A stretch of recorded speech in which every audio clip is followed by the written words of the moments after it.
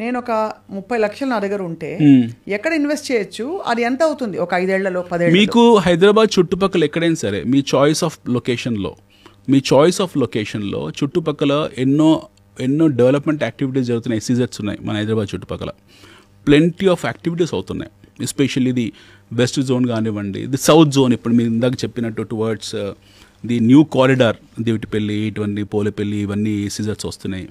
అక్కడ pharma city, future city, ఏఏ city అన్నీ ఇంటిగ్రేట్ అయ్యి ఉన్నాయి. అంటే ఎస్పెషల్లీ ఇది ఒక లొకేషన్ లైక్ జడ్చర్ల, ఇవన్నీ కూడా ఇలాంటి లొకేషన్లో this are going to be next Kokapet. అక్కడ ఇన్వెస్ట్ చేస్తే ఎంత పెరుగుతుందని? మీ కోకాపేటలో ఎంత పెరిగిందండి? 10 ఏళ్లలో కోకాపేటలో ఎంత పెరిగింది? అమ్మో, అసలు కానీ సిమిలర్. నేనేం చెప్పాల్సిన అవసరం లేదు మీకు. నేను I'm saying replication of Kokapet అని చెప్పాను. 30 లక్షలు 3 కోట్లు అవుతుంది. ఈజీగా అవుతుంది. అంతగానే బియాండ్ కూడా కావచ్చు. 5-10 ఏళ్లలో మాక్సిమం 10 ఏళ్ళ టైం ఫ్రేమ్ పెట్టుకోండి. ఎందుకంటే కోకాపేటలో 10 years బ్యాక్ ఎవరు మాట్లాడలే కదా. చాలా